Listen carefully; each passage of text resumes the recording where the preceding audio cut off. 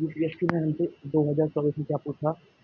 With reference to the rules imposed by Reserve Bank of India while creating foreign bank, consider the following statement. Foreign bank से related पूछा है। There is no minimum capital requirement for wholly subsidiary on bank in India.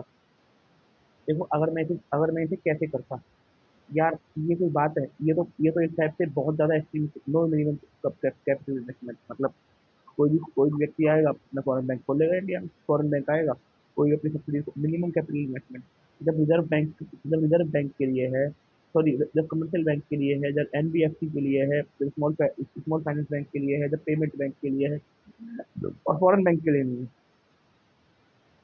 From Holi owned bank subsidiaries in India, at least 50% of its board members should be Indian national। देखो यार, ये जो बात है ना, एटलीस्ट तो मैं इसे भी गलत कर देता कि ना, डी डी आंसर है कि यार 40-50% तो ज़्यादा ही है ना, तो कुछ मारता। देखते हैं, national housing bank set up in India as a wholly own subsidiary, which of the following? National housing bank, national housing bank है ना, तो ये आरबीआई ने करा है। The chairman of public sector banks are elected by bank board bureau. ये current affair में था सकते हैं। द नेशनल हाउसिंग बैंक, देखो 2004 का जैसे पीयूएससी कर लिया होता ना, 2007 में उसका पेपर 2007 में उसका पेपर निकलने के थोड़े चांस बढ़ जाते, क्योंकि इसने उठा के पीवाईक्यू पूछ लिया था। बल्कि 2004 में थोड़ा कॉम्प्लिकेटेड पूछा था, और इसमें तो कभी ऐसा पूछ लिया सुनने वाला कि the national housing bank the apex institution of the housing finance in the body, set up as wholly owned subsidiary of Reserve Bank of India।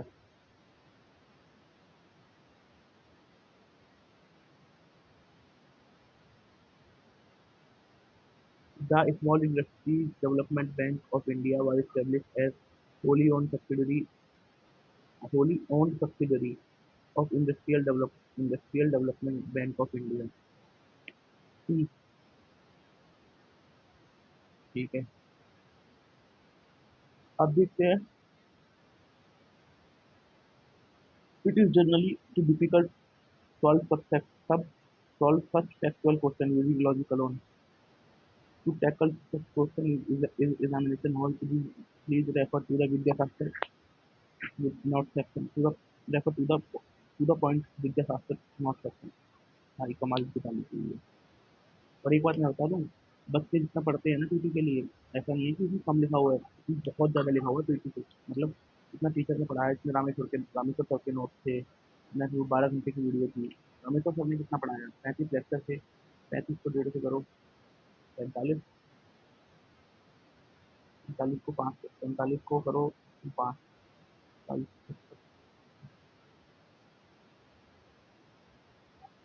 Total 52-53 घंटे पढ़ाया है। और इसमें बहुत बहुत अच्छी किताबें हैं। आरबीआई पेपर इसी से बनेगा, I can assure you. RBI does have a minimum capital requirement for wholly owned banking subsidiary at. यार देखो, पेपर इतना आसान आया 2024 का, फिर भी मेरिट कितनी गई? 88।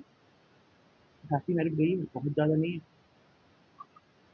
आपको 44 क्वेश्चन ठीक करने हैं, 44 क्वेश्चन ठीक करने हैं।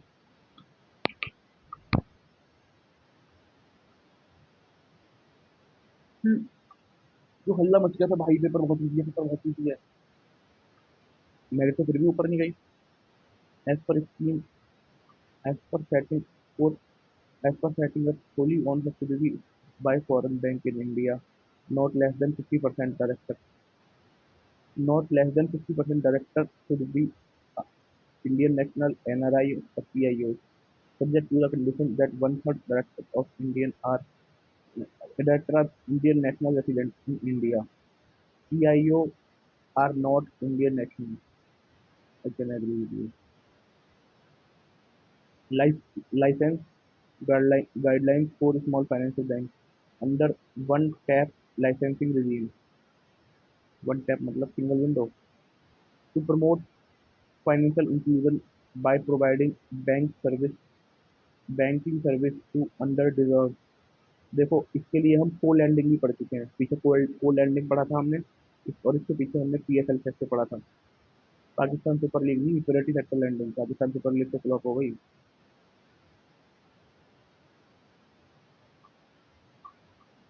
और ऑब्जेक्टिव आ गया, to promote financial inclusion by providing banking service to underserved and unserved section of the population, including small business units, small and marginal farmers, micro and small industries, and entities in unorganized sector। है ना? ठीक है, simple काम है भाई इसका, non banking finance, small finance bank का। अरे यार, स्मॉल फाइनेंस बैंक का आसान काम है। अब लाइसेंस भी वन टैप में मिल रहा है ना? अब इसके लिए इंडिविजुअल चाहिए जिसको 10 साल का, 10 साल का मामला हो जिसका, है ना, 10 साल का एक्सपीरियंस हो, जिसे banking and finance at senior level. ये नहीं कोई एक बैंक में जिस व्यक्ति का मतलब सीनियर लेवल का ना हो, वो आके बोले भाई मुझे मुझे नौकरी कर, मुझे बैंक खोलना है, स्मॉल फाइनेंस बैंक, अनुमति दे दो। तो सारे चला जाएंगे तो मारेंगे वो, है ना? और और फिर, और अगर कोई एंटिटी एंड सोसाइटी ओन करती है तो, एंड कंट्रोल बाय रेसिडेंट, तो उसे उसे कंट्रोल करना चाहिए रेसिडेंट द्वारा, जो भारत में रह रहा हो। जो एक तिहाई चाहिए फॉरेन बैंक की होली ओन सब्सिडरी के डायरेक्टर के रूप में। प्रमोटर कंट्रीब्यूशन, प्रमोटर का contribution soon low, minimum initial contribution of 40, नहीं नहीं नहीं, अब कैपिटल रिक्वायरमेंट भाई 200 करोड़ रुपए चाहिए। बताओ, 200 करोड़ रुपए इनसे ले रहा है और वो बोल रहे हैं कि नो। यार कितना आसान क्वेश्चन था वो वाला। Minimum paid up voting equity capital of 200 crore. Minimum paid up voting equity चाहिए capital, paid up voting equity capital for 200 crore. ठीक है। For urban cooperative bank transitioning to small finance bank, initially net worth 200 crore, to increase 200 crore within 5। अगर किसी urban cooperative bank को small finance bank बनना है तो उसे 100 करोड़ की चाहिए, और आने वाले 5 वर्षों में उसकी नेटवर्थ 200 करोड़ होनी चाहिए। Promoter contribution, minimum initial contribution of 40% of paid up voting equity capital. लेकिन जो जो प्रमोटर होना चाहिए ना, उसकी कम से कम 40% कॉन्ट्रीब्यूशन होनी चाहिए, और कॉन्ट्रीब्यूशन होनी चाहिए, और उसका लॉकिंग पीरियड होना चाहिए 5 साल का। और उसे 12 साल के अंदर अपनी जो इक्विटी है उसे 12% तक, 26% तक लाना पड़ेगा। Foreign share holding, as per F D I for private sector bank, as per FDI policy for private sector bank. जो एफडीआई पॉलिसी है प्राइवेट सेक्टर बैंक के लिए, तो वो ही है। अगर फॉरेन शेयर होल्डिंग करनी है। Listing requirement, mandatory listing on a recognised stock exchange with in 3 year, reaching a net worth of 500 crore. अगर जब आपकी नेटवर्थ 500 करोड़ हो चुकी है तो आपको आपको उसमें लिस्ट होना ही पड़ेगा। किसमें लिस्ट होना पड़ेगा? आपको लिस्ट होना पड़ेगा उसमें, किसी मतलब 3 साल के भीतर किसी अच्छे से स्टॉक एक्सचेंज टाइप में लिस्ट होना पड़ेगा। ट्रांजिशन टू यूनिवर्सल बैंक, अगर किसी स्मॉल फाइनेंस बैंक को यूनिवर्सल बैंक बनना है तो मिनिमम नेटवर्थ चाहिए 1000 crore. Satisfactory track record of performance at least 5 year, अच्छा परफॉर्मेंस होना चाहिए। Net profit net profit of last 2 financial year, भाई आपको नेट प्रॉफिट होना चाहिए लास्ट 2 फाइनेंशियल ईयर में। Growth NPA asset, growth NPA asset 3% से कम होने चाहिए, है ना? और net net NPA asset 1% over last 2 financial year. अब मुझे इसमें दो चीजें समझ में नहीं आई है, अब मैं वो देख लूँ बस, बाकी तो समझ में आ गया। अरे भाई खुल जा।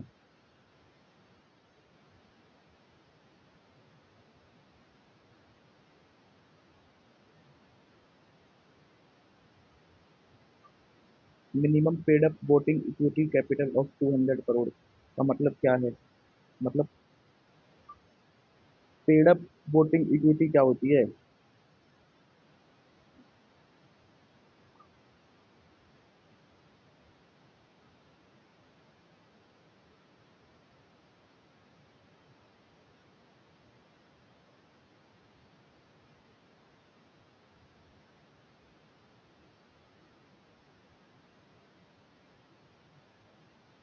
जब कोई कंपनी शुरू होती है तो वो अपने शेयर जारी करती है। पेड अप कैपिटल मतलब होता है कंपनी ने जितने शेयर जारी करे उन पर जितना पैसा निवेशकों को वास्तव में मिल चुका है।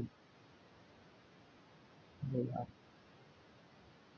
साधारण अगर कोई बैंक या बड़ी कंपनी बनानी हो तो आरबीआई को ये शर्त है कि तुम्हारे तुम्हारे शेयर धारकों ने कम से कम 200 करोड़ रुपए असली में दिया हो, नॉन वेटिंग शेयर। अगर चाहते हो ज़्यादा दिमाग लगाना नहीं है। ग्रॉस एनपीए और नेट एनपीए में क्या अंतर है? और नेट एनपीए में क्या अंतर है?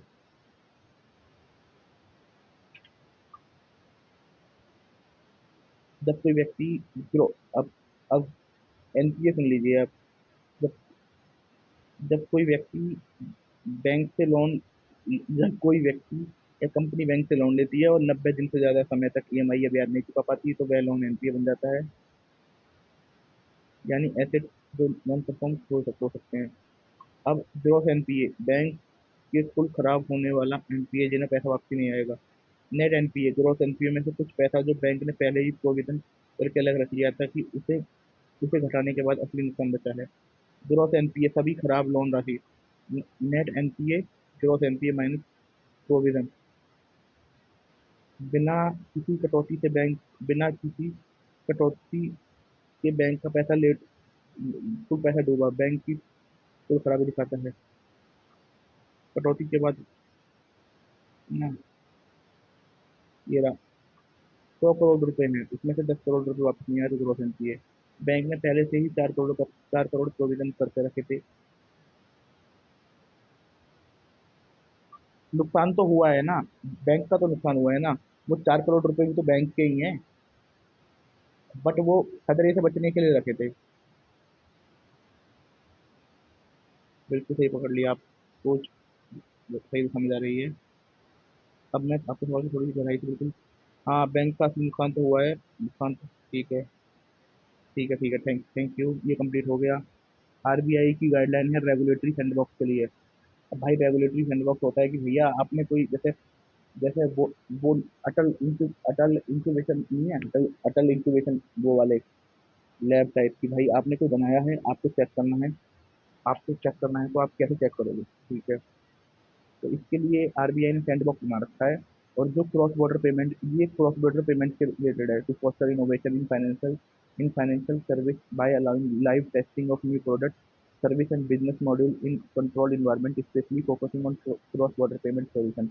Key feature: eligibility, entities incorporated and registered in India, product or service should be innovative, technologically ready for deployment and beneficial to consumer। भाई उसका इसके लिए ना, इसको एक तो इंडिया में रजिस्टर होना चाहिए एंटिटी को, इनोवेटिव होने चाहिए, मतलब ऐसा नहीं होना चाहिए बहुत अर्ली स्टेज में नहीं होना चाहिए। बिल्कुल बिल्कुल ऐसा होना चाहिए कि बस रेडी है कि भैया आप चेक कर दो, फिर हम जा रहे हैं मार्केट में। बस मार्केट में जा रहे हैं, लोग बाहर खड़े हुए हैं, beneficial to consumer. Sandbox cohort cohort RBI has introduced various cohorts under regulatory sandbox framework with cross-border payment being significant focus area. Regulatory relaxation. Temporary relaxation may provide during testing phase, subject to necessary safeguards. Consumer protection. Adequate safeguard must be in place to ensure consumer protection and data privacy। ठीक है। अब framework for self regulatory organisation in fintech sector to promote orderly deployment of the fintech to promote orderly development of the fintech sector, establish a framework for recognize an operation of self-regulatory organization। ठीक है। अब define अब self regulatory organisation की definition soon low. A non-governmental organization that set and enforce rule and standard relating to the conduct of entities in the fintech sector। अब आप देख लीजिए recognition criteria, है ना। Demonstrate capability to effective monitor and enforce compliance among its members, transparent governance structure, adequate source to carry out its function of SRO, develop and administer standard for ethical and professional behavior, protect consumer interest, provide a platform for dialogue between fintech Industries and regulator. Function of SRO soon low, develop and administer standard for ethical and professional behavior. Ethical and professional behavior भाई चाहिए ही चाहिए. Consumer protect and dialogue bridge का काम करेगी fintech industry और regulatory के बीच में. Regulatory oversight. RBI retain the right to oversight if and if necessary intervene in functioning of SRO to ensure alignment with regulatory objectives. RBI guideline on scale-based regulation on non-banking financial company to align objectives to align the regulatory framework for NBCs with their size, activity, and precise riskness, ensuring financial stability while promoting growth. Regulatory layer. Base layer में वो हैं जिन जो 1,000 करोड़ रुपए हैं और जो deposit स्वीकार नहीं कर सकते, है ना, नॉन नॉन डिपॉजिट है. मिडल लेयर में वो हैं कि जो NBFC all NBFC non deposit, एक तो डिपॉजिट लेने वाली एनबीएफसी है और नॉन डिपॉजिट लेने वाली एनबीएफसी जिनका 1,000 करोड़ का 1,000 करोड़, जो 1,000 करोड़ से नीचे है वो हैं बेस लेयर में. जो 1,000 करोड़ या 1,000 करोड़ से ऊपर हैं और जो डिपॉजिट ले सकते हैं एंड हाउसिंग फाइनेंस कंपनीज, ये हैं तुम्हारा मिडल लेयर में. अपर लेयर में top 10 NBFC based on asset size and identify, और टॉप 10 होंगी और आरबीआई जिन्हें आइडेंटिफाई करेगा सिस्टमेटिकली सिग्निफिकेंट. टॉप लेयर भाई अभी खाली पड़ी है क्योंकि अभी कोई उस लेवल में पहुंचा नहीं है टॉप लेयर के लिए. जैसे आरबीआई ने सिस्टमेटिकली important बैंक यूज किए थे ना. Prompt corrective action framework to enable timely intervention by RBI for bank showing financial stress. भाई आरबीआई टाइमली इंटरवेंशन कर सकता है. शेड्यूल कमर्शियल बैंक आरआरबी में नहीं करेगा, एनबीएफसी में करेगा. एनबीएफसी में 2022 से शुरू हुआ है और अर्बन कोऑपरेटिव बैंक में 2025 से पहले प्रॉम्प्ट कोरेटिव एक्शन. ये पूछ सकता है भाई. नहीं था, नहीं था, किसमें नहीं था, मतलब किसमें कर सकता है, अर्बन कोऑपरेटिव बैंक में कर सकता है. मॉनिटर्ड पैरामीटर सीएआर, एनपीए देखेगा, नेट नेट नॉन पे NPA, non NPA, non performing asset. Asset on return देखेगा कि भाई आप कितना पैसा लगा के कितना वो कमा रहे हो. Tier 1 leverage ratio in case of NB in case of NBFC देख लेते हैं. Threshold 1 early sign, threshold 2 moderate risk, threshold 3 severe risk. NBFC के संबंध में टायर 1 लेवरेज रेशो क्या होता है.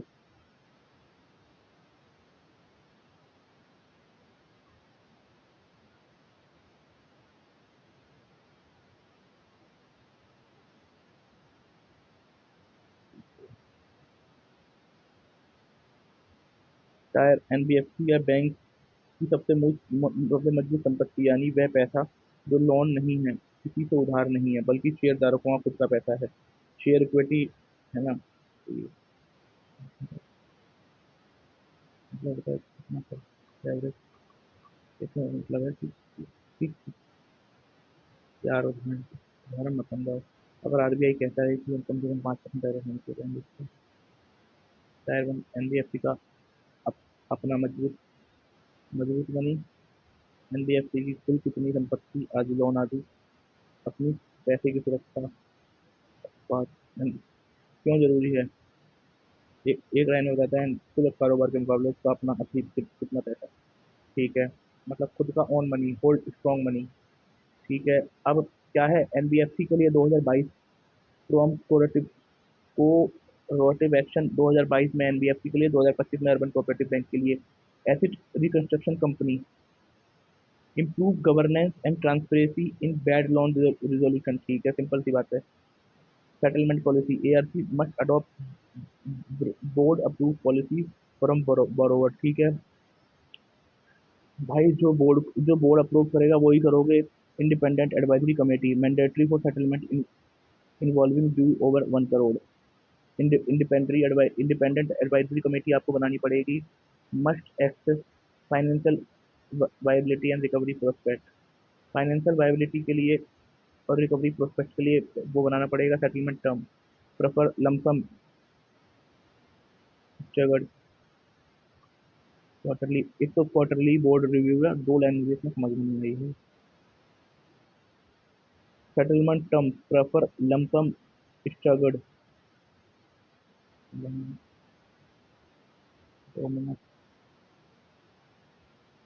ठीक है, लमसम। अब मेरे 21 पन्ने हो जाएंगे ना, इन 21 पन्नों को लगातार पढ़ूंगा 2 बार, और मैं आधे 1 घंटे के अंदर खत्म कर दूंगा, हर एक इन्फॉर्मेशन के साथ में। जब एक तिहाई कंप्लीट होगा लमसम, तो allowed with viable cash, viable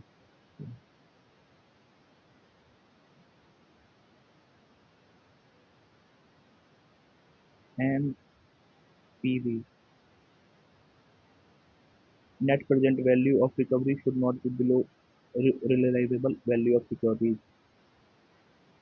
please simple language में समझा दीजिए, 100 वर्ड के अंदर। ठीक है। एनबीएफसी, अरे यार ये तो एनपीएफसी रिलेटेड भी नहीं है। बैंक या एनबीएफसी किसी खराब लोन को एनपीए से जाता है। ये एनबीएफसी से रिलेटेड नहीं है, ये ऐसी कंस्ट्रक्शन कंपनी से रिलेटेड था।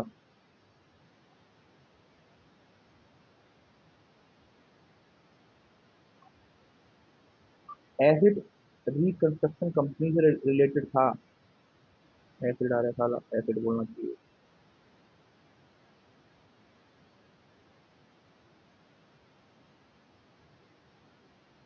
ठीक है, वह लोन का पैसा एक मुश्त या किस्त में ले सकती है। ग्राहकों के पास मजबूत कैश फ्लो होना चाहिए। एआरसी को फुल वसूली एआरसी को फुल वसूली मिलेगी, नेट प्रेजेंट वैल्यू यानी, तो उसे सिक्योरिटी बिल्डिंग आदि से। एक लाइन में एआरसी को सेटलमेंट में ऐसा करना चाहिए कि पैसा संपत्ति की कीमत कम ना हो।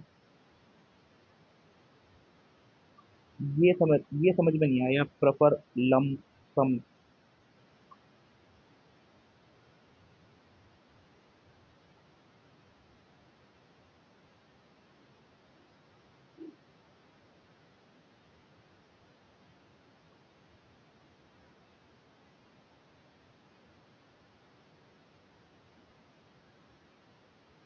Allowed survival cash.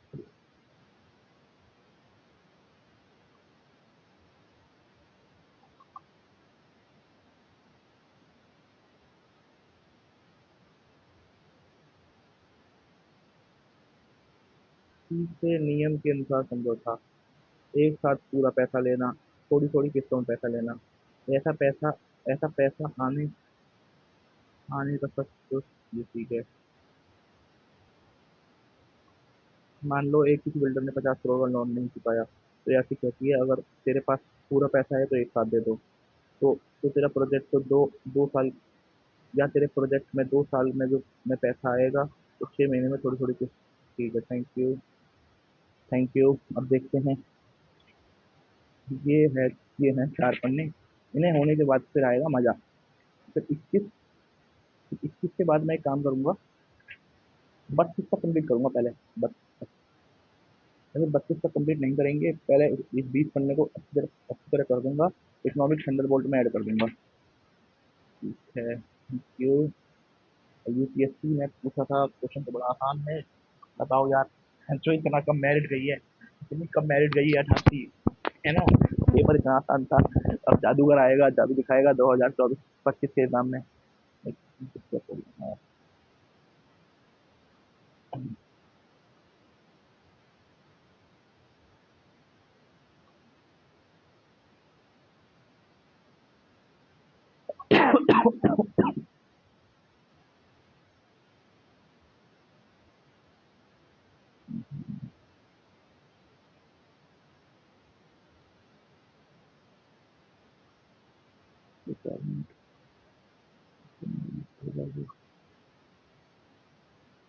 एक सेकंड रुको, एक सेकंड रुको, एक सेकंड रुको।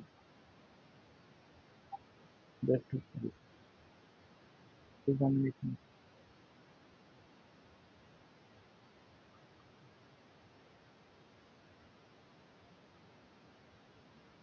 मास इंफॉर्मेशन। यार ये कब देंगे रिजल्ट? रिजल्ट 2025 में बच्चों का रिजल्ट नहीं दे रहे, 2024 बच्चों वाला बच्चों का। चलो, अब अपना थोड़ा तो देखने की जरूरत है नहीं। यूपीएससी ने हमसे पूछा ना, बेहतरीन क्वेश्चन पूछा, कितना प्यारा क्वेश्चन।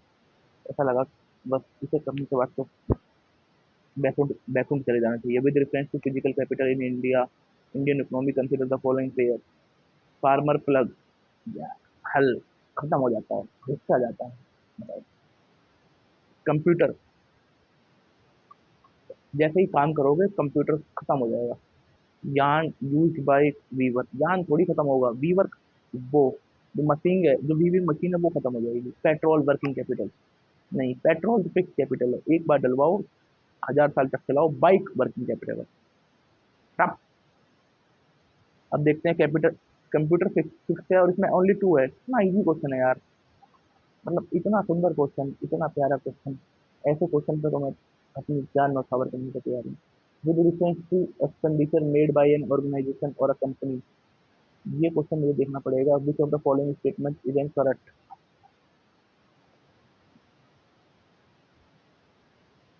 ये क्वेश्चन मेरी हेल्प करेगा ये चैट जीपीटी।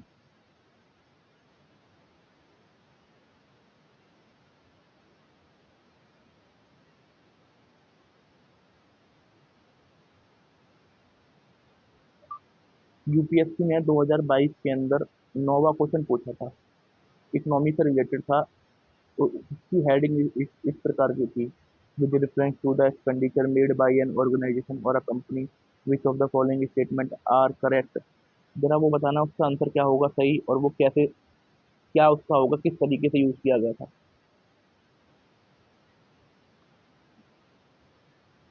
अब उससे पहले, हाँ, तो आंसर केवल एक होगा ना। तो महाराज जी ने क्या दे रखा है? महाराज जी ने दो दे रखा है। इंग्लिश भाषा में समझाओ।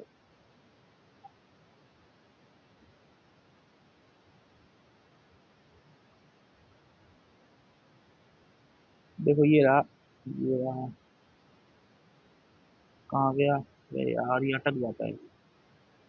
2022 में एक प्रश्न में किसी संस्थान या कंपनी द्वारा किए गए व्यय के संदर्भ में दो कथन को दिया गया था, जिनमें से सही उत्तर का चयन करना था। ये था किसी किसी संस्थान या कंपनी द्वारा किए गया व्यय व्यय संदर्भ में निम्नलिखित में से कौन सा कौन सा कथन सही है।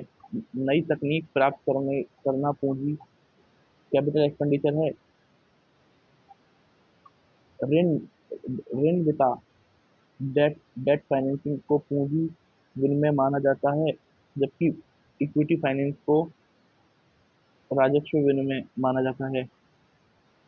ये है, इसका आंसर है केवल एक।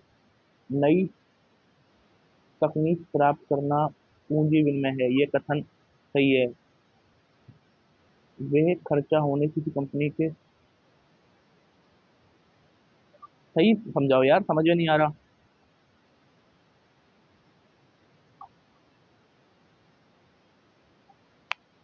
नई तकनीक का लेना पूंजी एक्सपेंडिचर है। इसका मतलब है कि अगर कोई कंपनी नई टेक्नोलॉजी अपनाती है जो बिजनेस में लॉन्ग टर्म के लिए फायदेमंद है, तो ये कैपिटल एक्सपेंडिचर होगा। जैसे एक कंपनी अपनी मशीनरी या सॉफ्टवेयर को अपडेट करती है, जो लॉन्ग टर्म तक यूज है, वो कैपिटल एक्सपेंडिचर है। ये इन्वेस्टमेंट, डेब्ट फाइनेंसिंग, ये ये गलत है। डेब्ट फाइनेंसिंग और इक्विटी फाइनेंस का कोई डायरेक्ट रिलेशन वैसे नहीं है, ये दोनों वेज हैं पैसा उठाने के लिए। जब कंपनी अब यार जब कंपनी ऋण लेती है या शेयर बेचती है तो पैसा इकट्ठा करती है, लेकिन इसको व्यय नहीं कहा जाता। सेकंड टर्मिनोलॉजी को समझाना, वो अच्छी तरह समझ में नहीं आई। चलिए, डेब्ट फाइनेंसिंग, इसका मतलब है जब कोई कंपनी अपनी जरूरत के लिए पैसा उठाती है और वह पैसा वापस एक सर्टेन टाइम पीरियड में इंटरेस्ट के साथ वापस करती है, तो उसे डेब्ट फाइनेंसिंग कहते हैं। अगर एक कंपनी को 1 करोड़ पैसा चाहिए तो वो बैंक से लोन ले सकती है कंपनी को इस लोन को कुछ सालों में इंटरेस्ट के साथ वापस करना होता है। यहाँ पैसा मिलने पर कोई ओनरशिप नहीं बढ़ती, सिर्फ पैसा मिलता है और रिपेमेंट करना पड़ता है। इक्विटी फाइनेंस मतलब है जब कंपनी अपने शेयर शेयर लोगों को बेचती है, इक्विटी फाइनेंसिंग कहते हैं। इसमें कंपनी को पैसा मिलता है लेकिन प्रोसेस में कंपनी को ओनरशिप का कुछ हिस्सा इन्वेस्टर को मिल जाता है। अगर ठीक है, यहाँ पर लोग शेयर खरीदते हैं और कंपनी का शेयर खरीदते हैं। डेब्ट एंड इक्विटी का फ़र्क। डेब्ट फाइनेंसिंग में कंपनी का लोन मिलता है लेकिन ओनरशिप नहीं बदलती, कंपनी का लोन वापस करना पड़ता है। इक्विटी फाइनेंस में कंपनी शेयर बेचती है जिसका मतलब वो अपने ओनरशिप का कुछ हिस्सा इन्वेस्टर को दे देती है, लेकिन पैसा वैसे नहीं मिलता। कोई प्रश्न या गलत? यूपीएससी का प्रश्न में यही गलत क्यों था? प्रश्न में बोला गया डेट फाइनेंसिंग कैपिटल एक्सपेंडिचर है। माना जाता है कि इक्विटी फाइनेंसिंग रेवेन्यू एक्सपेंडिचर है। डेट फाइनेंसिंग और इक्विटी फाइनेंसिंग दोनों पैसे इकट्ठा करने वाला एक्सपेंडिचर के रूप में है। इक्विटी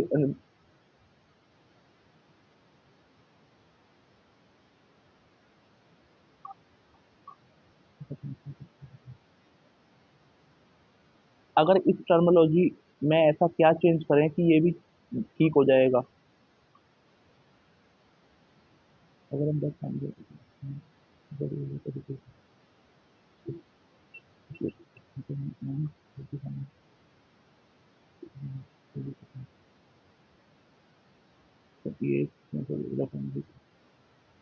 ठीक है, चलो आगे चलते हैं।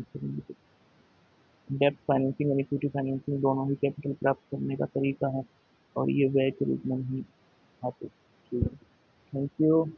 बैंक यूपीएससी ने मुझे पूछा था under Kisan credit card scheme short term credit support is given to the farmer for which of the following, जिसमें working capital for farm asset. Short term है यार, अगर नहीं भी आता तो भी मैं कर देता है।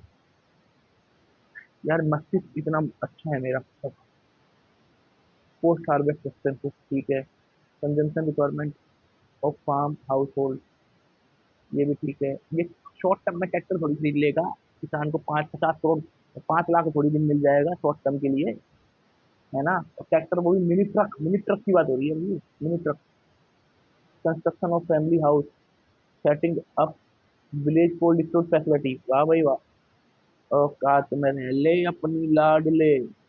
Human capital formation as a concept is better explain in term of process which enable individual of a country to accumulate more capital. Human capital formation as a concept is better explained in terms of a process which enable। देखो tangible wealth का कोई मतलब ही नहीं बनता। Accumulation of tangible wealth, चलो चार, चार ले लो, है ना? देखो आप इससे हटाओ, चलो चार को ले लो, तीन देखो, चलो एक देखो, एक मोर कैपिटल, कैपिटल का क्या मतलब है? एक से हटा दो, फिर दो एंड चार, या फिर इनकी नॉलेज वाला देख लीजिए, फिर बस आपको चार पढ़ने की जरूरत पड़ेगी। ठीक है यार, मस्तिष्क तो बड़ा है, बहुत सुंदर मस्तिष्क है। अब देख लेते हैं। This question is can be easily solve during logic and etymology. Fixed capital means fixed capital means something that is permanent, while working capital means something that is temporary. Items like plug and computer are more permanent and long-lasting than raw material and energy source like yarn and petrol, which are used and replaced on daily or weekly basis during production. A plug is durable, used over many production cycle is fixed capital. It is a fixed capital, not working capital. A computer is a durable item used repeatedly in production. Currently classified as a fixed capital. Yarn is a raw material during that gets used up during production. Weaving is working capital, not fixed capital. फंसा रहा है। Petrol is petrol is consume during production process. ठीक है, example engine machine correctly classified as a working capital. Organisation of production, objective of production aim to aim of production is to produce goods and services that satisfy human wants. Human wants. Production require a planned combination of multiple inputs referred to as organization of planned combination मतलब multiple inputs referred to as a organization of, मतलब multiple input को combine करो जिससे production होगा। For essential requirement for production, land, labour, capital, capital and human capital, जिसे enterprises and knowledge बोलते हैं। Land में रेफर टू द लैंड में आपके रॉ मटेरियल भी आएंगे, ऐसा नहीं केवल मिट्टी ले लो, केवल लैंड ले लो। बस पानी किस में आएगा, फॉरेस्ट किस में आएगा, मिनरल किस में आएंगे, रॉ मटेरियल किस में आएंगे, ठीक है। Labour, labour human effort in production. It can be manual or intellectual depending on the activity. Intellectual labor include farm labor, factory worker, professional capital divided into two parts: fixed capital and working capital. Refer to the tool, machine or buildings used in production. These are durable assets used in multiple production cycles. Example: tractor, computer, plug. Working capital include raw material, money in hand. These are used during production. Example: clay for potter, yarn for weaver, cash for buying input. Human capital enterprise, human capital enterprise and knowledge involve knowledge, skill, and entrepreneurial ability required to organize land, labor, and physical capital. Convert input into output through decision making and innovation. भाई 2 minute के लिए, 2 minute के लिए रुकता हूँ। 36 minute हो चुकी है। Human capital involves knowledge, skill, entrepreneurial ability required to organize land, labor, and convert input into output through decision making innovation. Key concept: fixed versus working capital. Fixed capital used for many years, not consumed during production. Working capital used up during single production by cycle. ठीक है, single production during a single production cycle. Production is coordinated activity. ठीक है, production required a combination of all four factors. Independent input. These are not independent inputs. They must be brought together in a specific proportion and sequence. Who organize or production? The role of producer or entrepreneur is central. This person or firm combine all inputs, manage day-to-day activities, bear risk, and sell output. Without an organizing mind, land, labor, or capital cannot be produce anything. बिल्कुल सही बात है भाई। Constant on production, production की राह में बाधा है। मेरे ध्यान में तुम बाधा हो, देखो मेरा आधा हो।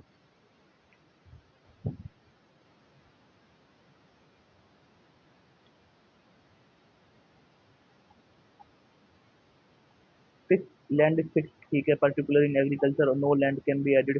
Capital is scarce, specially for small farmer and producer. Borrowing capital and high interest rate is a key barrier. Labour is abundant but unemployment opportunity are limited, leading to low wage. Modern versus traditional production organization, ठीक है। Traditional system based on manual labour, small tool and family based decision. Modern production use advance technology, machine, formal machine, formal finance, and large-scale inputs. Example: MNCs divide production across countries based on input cost, approximity, market proximity, and technology availability. Additional concepts from advanced NCERT microeconomics. एक second रुको, ठीक है, बढ़िया है। Additional concepts for advanced NCERT. Production function describe the maximum output achievable from given input combination. भाई आपको जो production function होता है, भाई जो आपको ये इनपुट मिल रहे हैं ना, जैसे आपको 10 लेबर मिली, 5 रुपये मिले, 3 रुपये की 3 लैंड मिली और एंटरप्रेन्योर मिला, इसमें से कितना इन इनपुट का यूज करके या ऐसा कौन सा कॉम्बिनेशन लगा के आप मैक्सिमम आउटपुट निकाल सकते हो। ठीक है, efficiency matter, proper combination of efficiency matter होता है, proper combination of input higher output में रिड्यूस एफिशिएंसी। ठीक है, मिसयूज रिड्यूस एफिशिएंसी, वो होता है कि इसमें आप मतलब ऐसा क्या कॉम्बिनेशन लगा रहे हो, मतलब कितनी लेबर सेट कर रहे हो, कितने पैसे सेट कर रहे हो, कितनी जमीन सेट कर रहे हो, जिससे ना हाइयर प्रोडक्शन हो रहा है। Return to scale, concept constant return and scale. Example, मतलब एक रिटर्न, कॉन्स्टेंट रिटर्न की स्केल, आप डबल लगा रहे हो, डबल आपने 1.5 रुपये लगाए तो आपको 1.5 रुपये मिले। Return return increasing return of scale, double लगाया पर आपका प्रोडक्शन डबल से भी ज़्यादा हो गया। Decreasing return to scale double लगाया, बट आपने डबल लगाया बट आपको डबल से कम मिल गया, ठीक है। टूल्स डिलीवरी में देखो यहाँ पर टूल्स को वर्किंग कैपिटल में डाल दिया। ईबल capital, land small farmer, borrow working capital of 5%, ये सब चीज़ें हम क्या सिखा देते हैं लोगों को। Law of diminishing marginal utility versus diminishing return, law of diminishing return, main difference in domain, law of marginal utility apply on consumer, diminishing return apply on producer। जहाँ आपको थोड़ा सा हो जाएगा। चलो चलो इसको खत्म करेंगे, इसको खत्म करेंगे यहाँ तक, फिर इसको खत्म करेंगे, फिर इसको खत्म करेंगे, फिर यहाँ तक, यहाँ तक।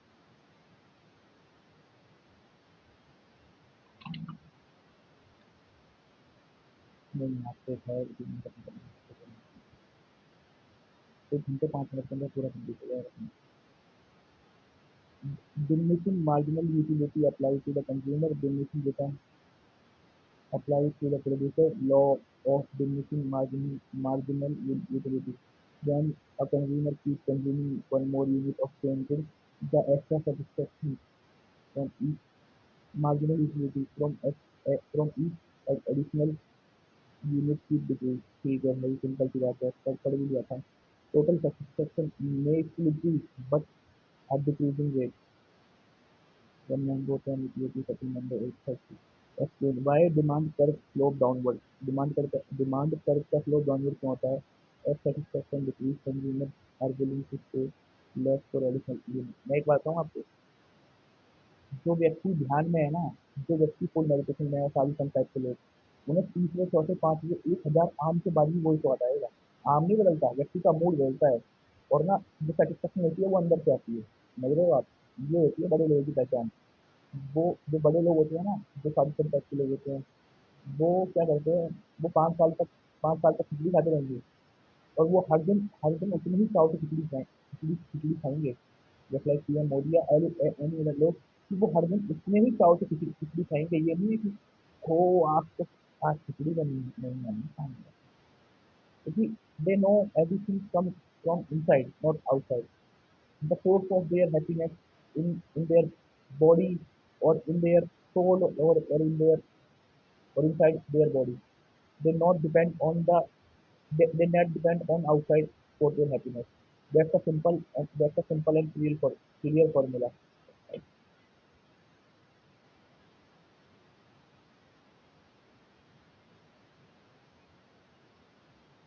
ठीक है।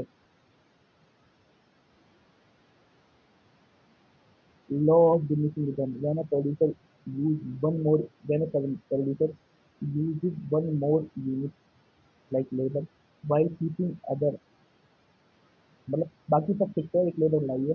The extra input the extra output from added, मतलब अगर ऐसा नहीं है लेबर लेबर, यार ये मूर्खता वाली बात नहीं है।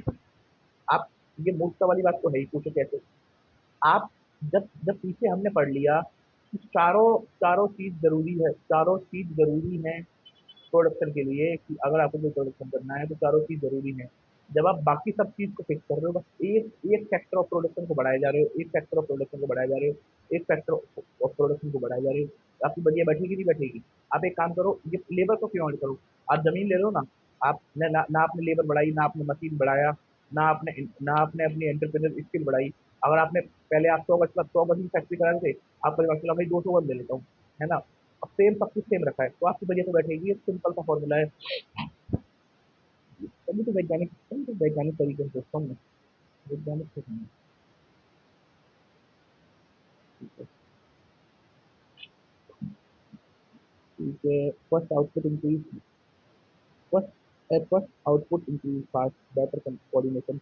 After a point, adding one more cause over overcrowding or inefficiency. Explain how production becomes less efficient. when only one input is increased.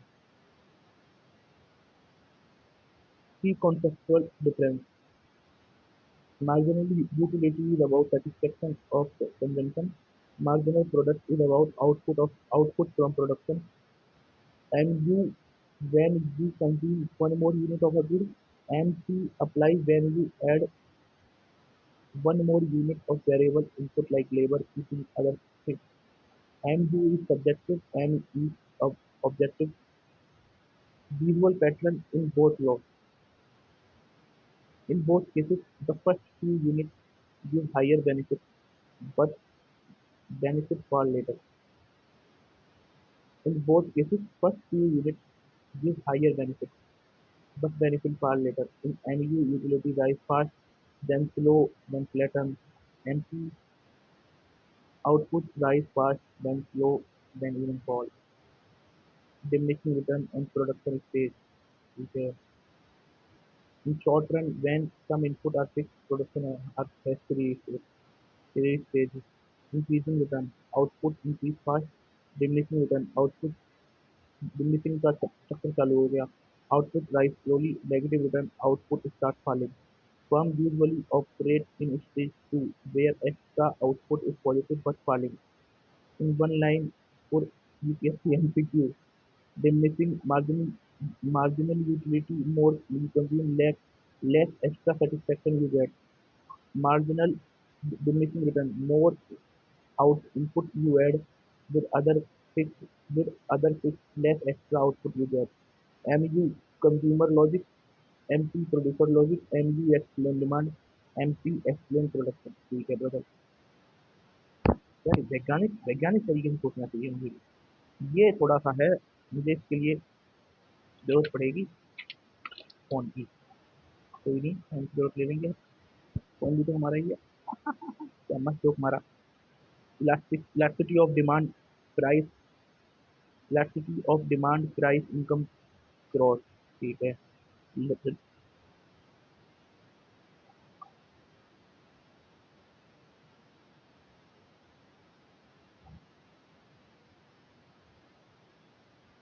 Elasticity of demand.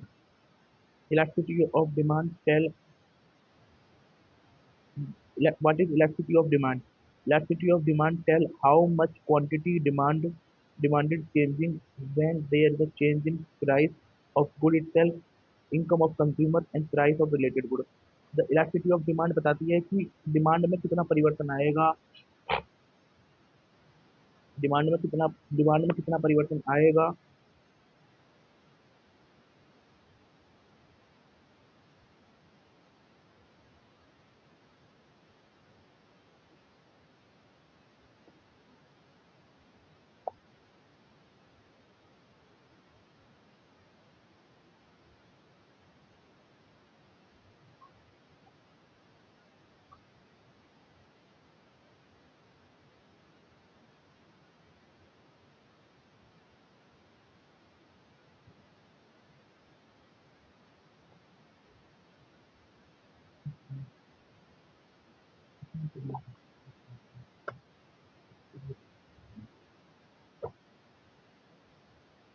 ठीक है. The price of the good itself, the income of the consumer. ठीक है. It show the degree of responsiveness of buyer. कि भाई ये ना एक type का साइकोलॉजिक चीज है, एक साइकोलॉजिक चीज है. ये साइकोलॉजिक, ये कंज्यूमर की ऊपर की कंज्यूमर का साइकोलॉजिक अध्ययन के लिए है. भैया एक काम करते हैं, उसकी अगर तुम्हारी इनकम बढ़ती है तो तुम क्या करोगे, अगर अगर अगर उस चीज का दाम बढ़ता है तो तुम क्या करोगे, या उससे रिलेटेड किसी चीज का दाम बढ़ता है तो आप क्या करोगे. ये सब वही चीजें हैं.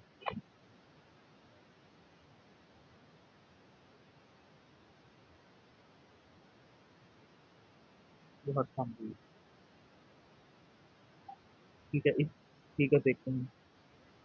ठीक है, ठीक है, ठीक है. प्राइस इलास्टिसिटी ऑफ डिमांड, ये मुझे थोड़ा इसमें कौन की जरूरत पड़ेगी. इसमें वो रखा है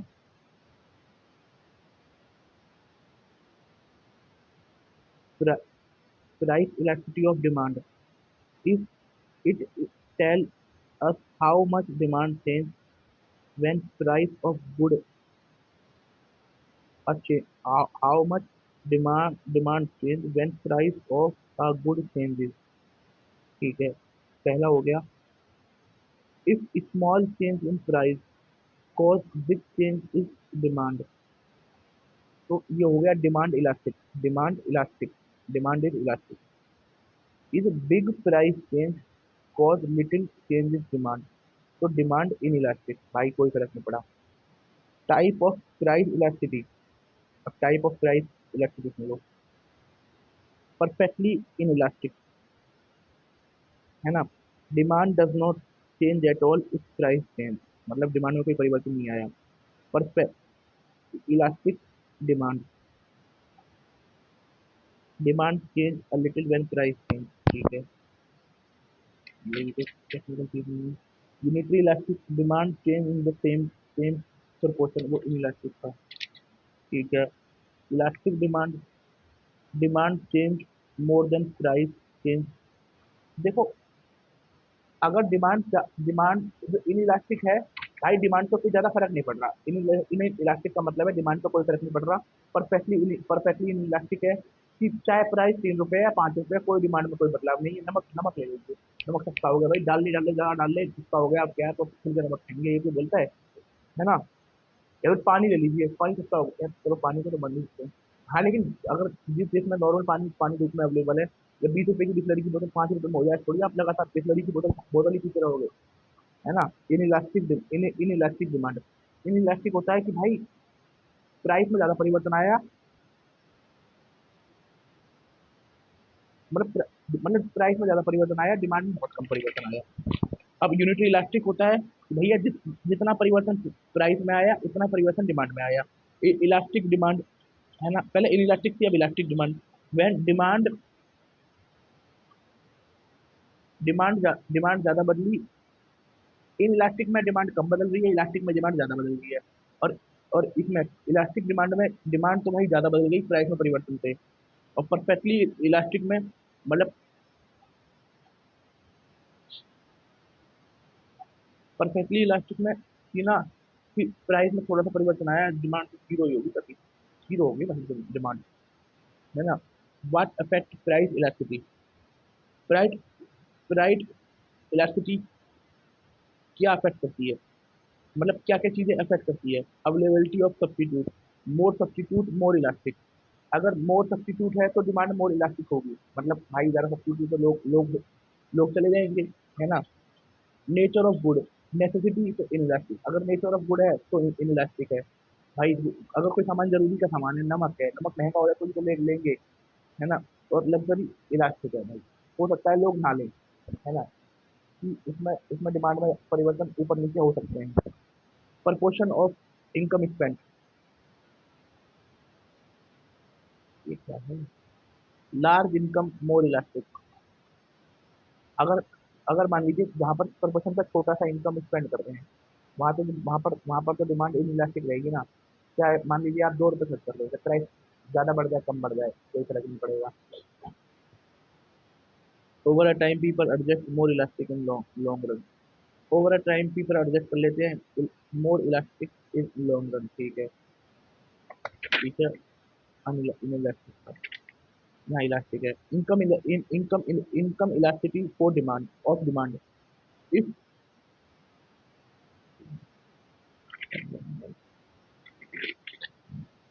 income elasticity of demand, if tell us how much demand change when consumer income change. ठीक है, if demand increase with income, then the good is then the good is normal good. ठीक है, डिमांड बढ़ रही है, अगर income के साथ डिमांड भी बढ़ रही है उस गुड की, तो नॉर्मल गुड है। अगर इनकम के साथ डिमांड कम हो रही है उस गुड की, तो इंटीरियर गुड है। अगर, ठीक है, अगर डिमांड अगर हाँ मर गया, the demand increasing slow, the demand increasing, income बढ़ रही है या इनकम कम हो रही है, इनकम बढ़ रही है या कम कम, डिमांड इंक्रीज, यार ये सब proportion of income spent, larger shape more elastic, ये सब टाइम पीरियड ओवर भाई क्या बोल रहे हैं। If demand is increase slowly, हाँ, if demand increase quickly, necessity है, if demand decrease, with rising income the goods inferior good. ठीक है, ये क्या है? If demand increase slowly, it is a necessity.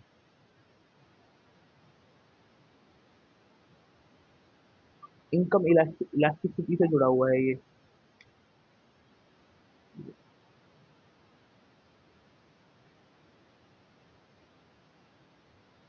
जुड़ा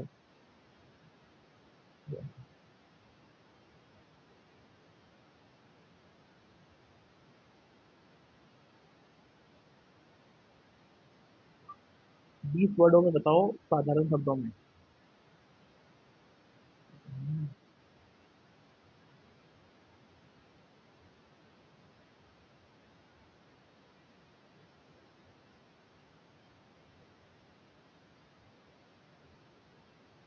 कोई नहीं। ठीक है, अब cross elasticity of demand. If, ये तो सिंपल सी बात है कि बोथ गुड आर सब्स्टिट्यूट। अगर एक की डिमांड, सब्स्टिट्यूट की डिमांड बढ़ेगी तो सब्स्टिट्यूट की डिमांड भी कम हो जाएगी।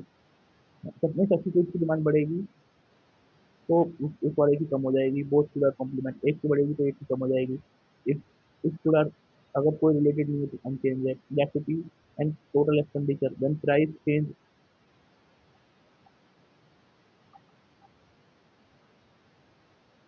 when price change, what happen to total spending depending on elasticity?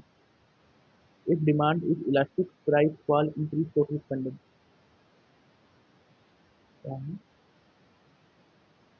When price change, what happen to total spending on elasticity?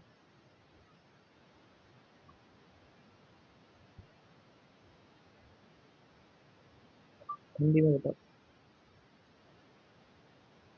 साधारण शब्दों में बताओ।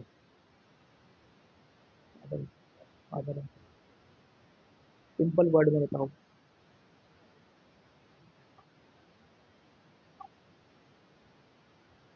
देखते हैं। If demand is unitary elastic, total spending stay same. ठीक है। If demand is inelastic, price fall reduce total spending.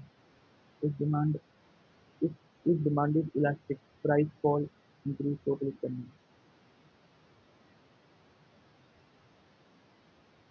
If demand is elastic, price fall, increase total spending. इसका मतलब क्या होगा?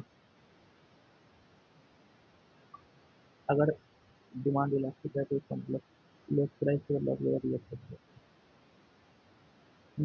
Price fall reduce. जब प्राइस कम होता है तो डिमांड इलास्टिक होती है, लोग ज़्यादा खरीदते हैं, इसलिए टोटल पैसा पैसा खर्च नहीं बढ़ जाता है। ठीक है। अरे अरे अरे अरे, price fall reduce total spending. ठीक है। Use by government from the sector. और ये पूछे गवर्नमेंट क्या देखते हैं सब्सिडी करती है, डिमांड इलास्टिसिटी को देख के क्या करती है, स्पेंड इलास्टिसिटी को देख के गवर्नमेंट सब्सिडी भी करती है। Summary point to remember, price elasticity. नहीं, price elasticity on price change, sale sensitivity of buyer. Income elasticity, income change, how good is normal और inferior. Cross elasticity, price of other good, तो substitute of other. ठीक है। Summary to the point. ठीक है, ठीक है। अब देखते हैं perfect competition, monopoly, monopoly and monopoly competition and oligopoly. Perfect competition,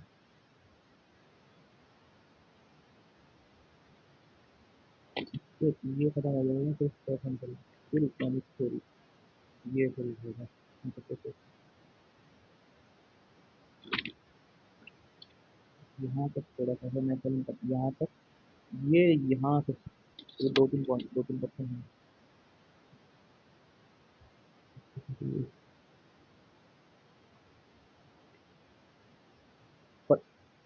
perfect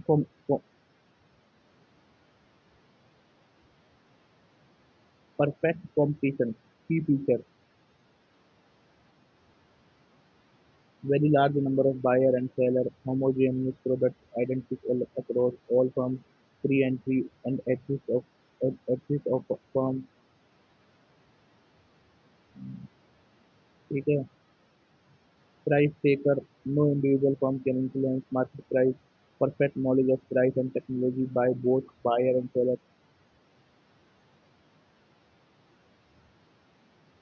buyer and seller behavior. Firm can sell any quantity at market price.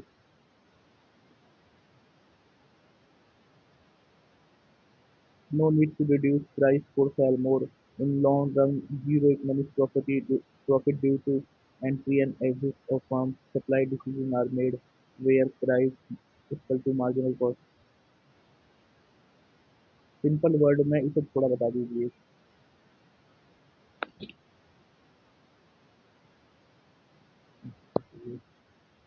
ये ये हो जाएगा.